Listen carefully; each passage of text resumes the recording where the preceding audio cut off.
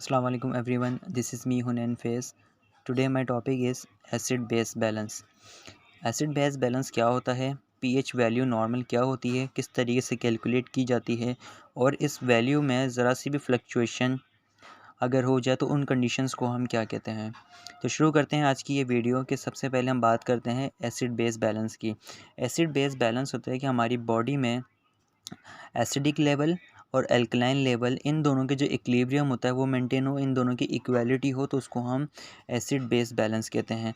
Acid base balance हमारी body में pH के थ्रू काउंट किया जाता है। पीएच वैल्यू जो हमारी बॉडी में 7.4 इक्विलिब्रियम पर लीटर होती है। ये वैल्यू हमारी बॉडी में हमारे ब्लड में शामिल होती है जिसको हम नॉर्मली कंसीडर करते हैं। पीएच वैल्यू बनती किस तरीके से है, ये 7.4 वैल्यू किस तरीके से बनती है, इसको डिस्कवर किया था सोरेनसन ने 1909 में।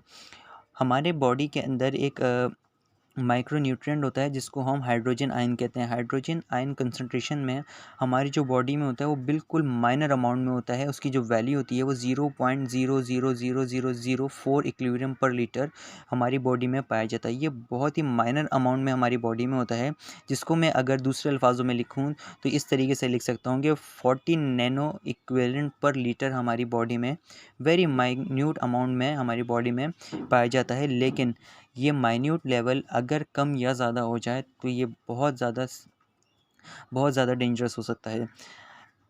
हाइड्रोजन आयंस को किस तरीके से सोरेनसन ने कैलकुलेट किया 1909 में, उन्होंने इस वैल्यू को माइनस लॉग से मल्टीप्लाई किया। माइनस लॉग से उन्होंने इसलिए मल्टीप्लाई किया कि अगर आप इसको लॉग से मल्टीप्लाई करेंगे तो इसकी वैल्यू जो है वो आएगी माइनस में।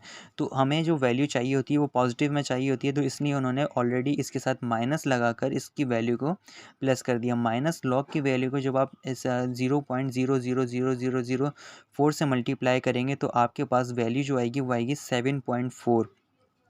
और इस माइनस लॉग को हाइड्रोजन आयंस के साथ भी लिखा गया, तो ये बने minus log hydrogen concentration is equals to 7.4 equivalent per litre, यह वैल्यू बनी।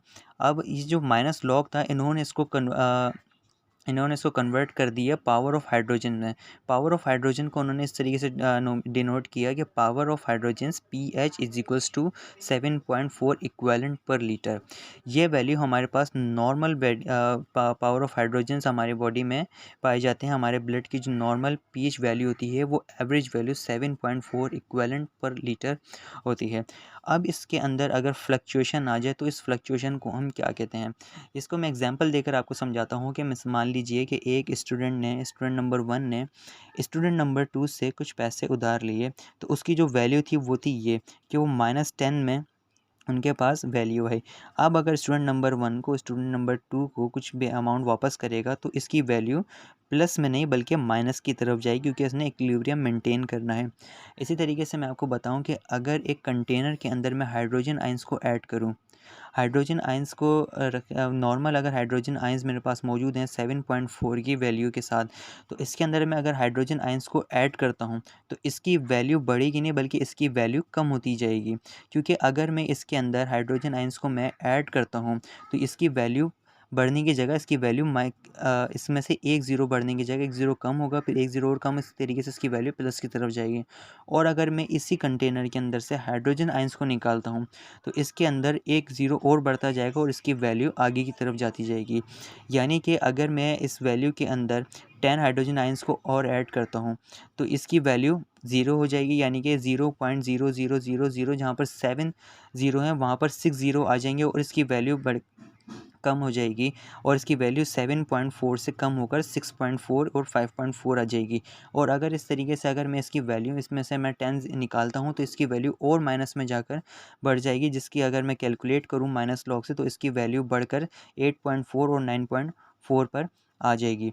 अब बात करते हैं कि अगर हम इस वैल्यू को एक पीएच स्केल पर रखते हैं, एक स्केल के मुताबिक अगर हम इस हाइड्रोजन को चलाते हैं तो उसके अंदर हमारी जो वैल्यू बनेगी, नॉर्मल वैल्यू हमारे पास 7.4 है।